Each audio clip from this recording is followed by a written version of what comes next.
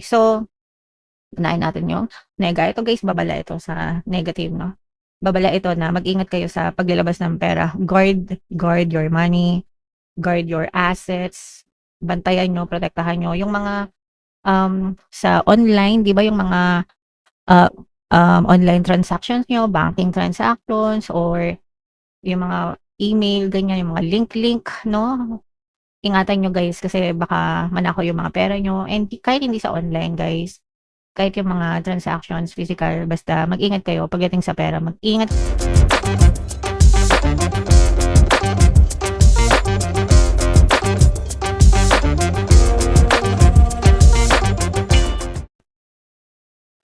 Hello guys, hello Aquarius. Welcome back to Pinay Pixie Tarot. Ang pamagat ng episode natin for tonight is monthly horoscope para ngayong August para sa Aquarius, Sun, Moon, Rising Sign, and Venus. So, sa dulo ng video guys, magkakaroon tayo ng yes or no pick a card reading. Ito yung deck na gagamitin natin. Pwede kayo magtanong ng isang tanong answerable by yes or no. Tapos tingnan natin yung sagot ng tarot sa inyo. So, sa dulo ng video yan guys, kaya make sure na panoorin nyo yung video hanggang sa dulo. So, unahin natin tong deck na to. Ito yung angel message para sa inyo, Aquarius. So, yung first message natin, you're ready guys, no? Handa na kayo. Ibig sabihin, handa na kayo sa mga bagay na pinagdadasal nyo. Handa na kayo sa mga bagay na minamanifest nyo. But you have to feel it. No? Kailangan ilagay nyo yung sarili nyo sa ready state or receptive state. Yung sinabing receptive, handa sa pagtanggap. Kasi yung mga bagay na minamanifest natin, yung mga bagay na hinihiling natin guys, when you are in your state, ready na kayo, doon na yun nagmamanifest mga kapiksi. Okay? Kaya dapat, pag nagdadasal kayo, palaging ihanda nyo yung sarili nyo na anytime, dadating talaga yung mga pinagdadasal nyo mga kapiksi. Okay? Alright. So, what else? Another message. Meditation brings answers.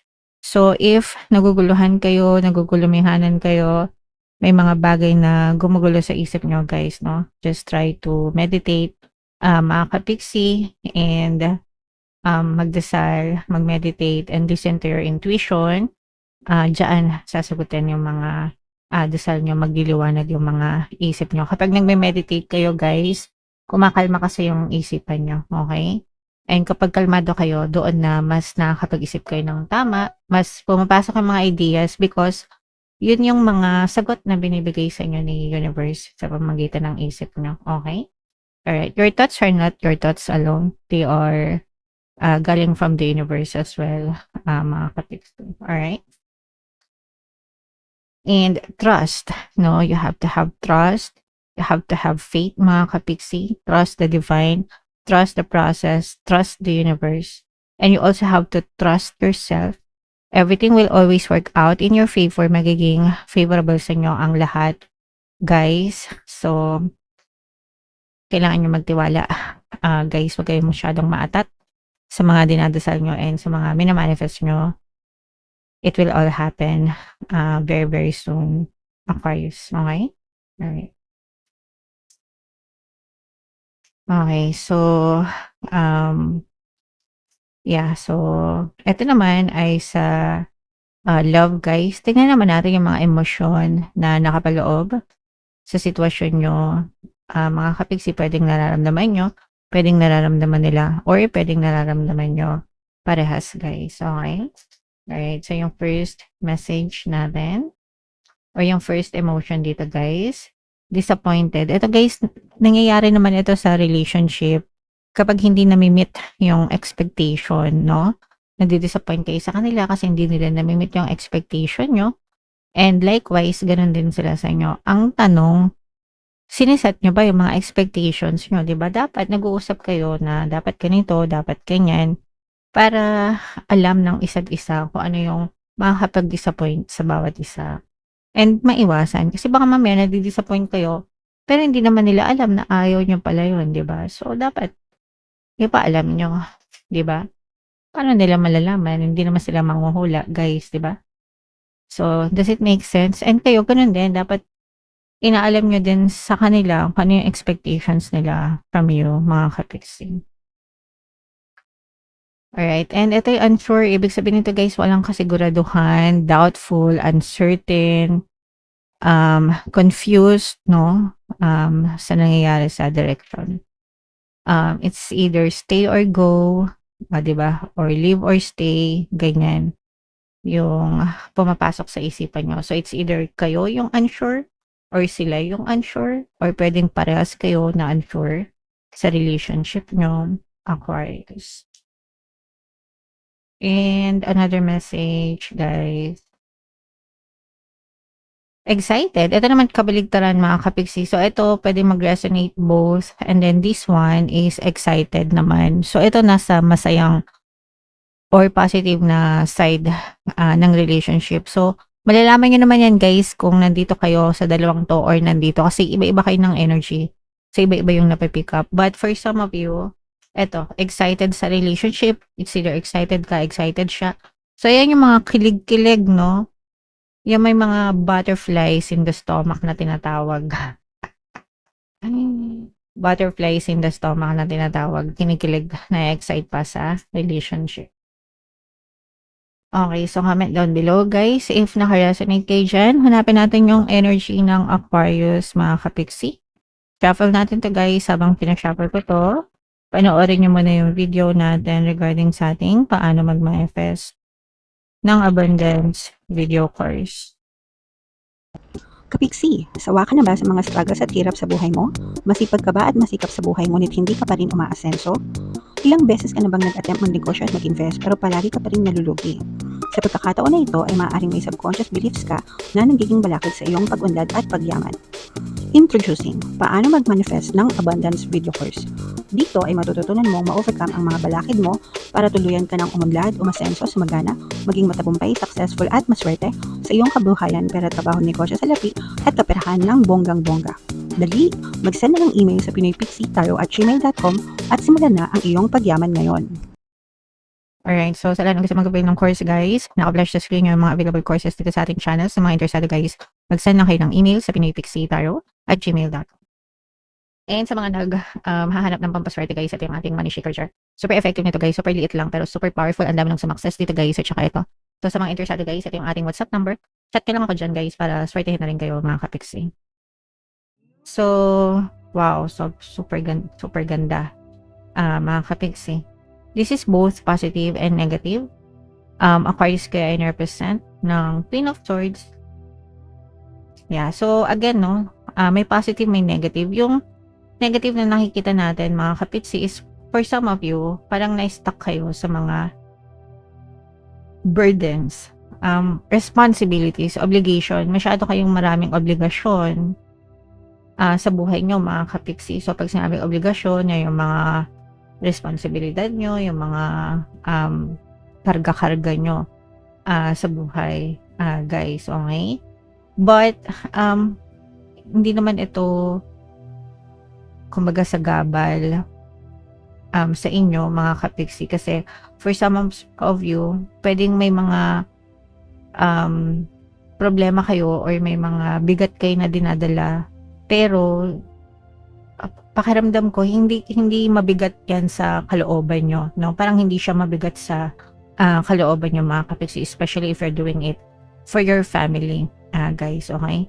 And nakita rin natin dito na may tutulong sa inyo or magsisimula ng may tumulong sa inyo dito sa mga responsibilities na to para gumaan-gaan, no, yung inyong mga dalahin sa buhay, mga kapiksi.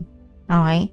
So, kung na-stuck kayo, kung matagal kayo sa ganyang sitwasyon, don't worry kasi dadating yung time na may tutulong sa inyo and gagaan-gaan yung inyong mga dalahin sa buhay.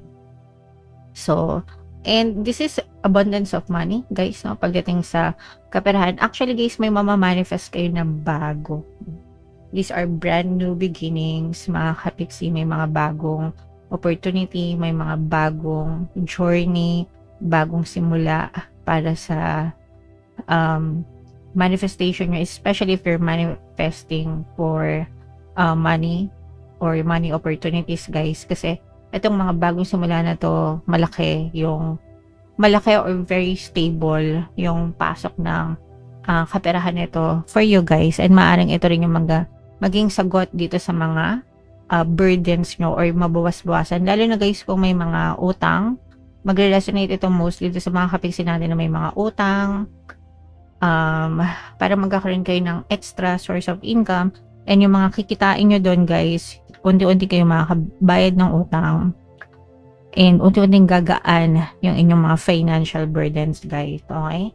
So, the universe is not ignoring you, mga kapiksi. Basta gawin nyo lang kung ano yung pwede nyong gawin. Diba? Sa physical reality, kahit may utang guys, huwag kayong mag-worry, huwag kayong masyadong malungkot, diba? Kailangan positive pa rin ang state nyo para talagang dumating yung mga solusyon at magkaroon kayo ng peace of mind, guys. Okay? And yeah, so speaking of peace of mind, mga kapiksi, for some of you guys, parang magkakaroon ng bagong opportunity pagdating sa love, pero parang mas gusto nyo muna ng peace of mind sa ngayon. So parang tinatalikuran nyo muna itong mga opportunities or mga chance sa love, even if merong dumating na bagong specific person, kasi parang you want to protect your peace muna. Lalo na guys, kung galing kayo sa isang toxic na relationship, gusto nyo munang matahimik, mapag-isa, wala mo ng sakit ng ulo, gusto nyo kayo lang ganyan. So I'm sensing na kapag may dumating na love sa inyo or bagong specific person, you will choose yourself over that person, Aquarius. Okay? Alright. So what else? Tingnan pa natin. Ayan, no? Grabe. Okay. So unahin natin yung nega. Ito guys, babala ito sa negative, no? Babala ito na mag-ingat kayo sa paglalabas ng pera. Guard your money. Guard your assets. Bantayan nyo, protektahan nyo. Yung mga sa online, di ba yung mga online transactions nyo, banking transactions, or yung mga email, ganyan, yung mga link, no? Ingatan nyo guys, kasi baka manakaw yung mga pera nyo. And kahit hindi sa online guys, kahit yung mga transactions, physical, basta mag-ingat kayo pagdating sa pera. Mag-ingat kayo sa paglalabas ng pera, because you will suffer greatly kapag kayo ay na-scam, guys. So another babalayan sa pera. Alam niyo naman guys, kahit na matagal na tayong nagbababala dito, ang dami pa rin na-scam. So mag-ingat na kayo guys, no? Ang dami nyo nang na-scam. 2026 na, dapat hindi na kayo na-scam, at hindi na kayo nagpapaloko, mga kapiksi. Alright? Okay. And ayan guys, so for some of you, ito guys, magre-resonate ito mostly sa mga negosyante or sa may mga business. Fruitful guys, yung business nyo, yung negosyo nyo. Pag sinabing fruitful, namumunga, nagbubunga, matatamis na bunga. So, magbo-boom talaga yung mga negosyo nyo, yung mga business nyo. Kung meron kayo, dumadami yung mga sales nyo. Kahit hindi business guys, kung nasa sales kayo or mga nag-aahente, mga nagbebenta-benta, ganyan. So, asahan nyo na magbo-boom yung kita nyo. Paldo-paldo kayo this time. So, eto guys, i-claim nyo na to, i-mind nyo na to. Paldo-paldo sa kita, paldo-paldo sa sales, magbo-boom yung sales, ganyan, kasi yan talaga yung nakikita natin na very positive sa inyo. Okay? So, i-mind nyo na yan, guys, itong mga abundance of money, itong mga magbo-boom, yung business, yung sales, diba? Yung mga brand new beginnings, i-mind nyo na guys yan sa comment section, and comment down below if naka-resonate kayo, mga kapiksi. So, ito na yung ating yes or no pick a card reading. Huminga kayo ng malalim guys. And itanong nyo sa isip nyo yung isang tanong na gusto nyong malaman for August. And then pili kayo ng isang card. Ito yung card 1, ito yung card 2, and ito yung card number 3, mga kapiksi. So, kung card 1 ang napili nyo guys, ang sagot sa tanong nyo ay yes. kung card 2 naman, ang sagot sa tanong nyo ay yes. And kung card 3, ang sagot sa tanong nyo ay yes, mga kapiksi. So, congrats kasi puro yes naman yung lumabas sa inyo, guys. Alright, so for more tarot readings, ito yung playlist nyo. Ito naman yung ating success stories ng paano mag-manifest ng abundance video course. Panoorin nyo itong video natin, guys, about money shaker jar. Thank you for liking, sharing, and subscribing. See you next time, guys. I love you all. Have a nice day. Bye-bye.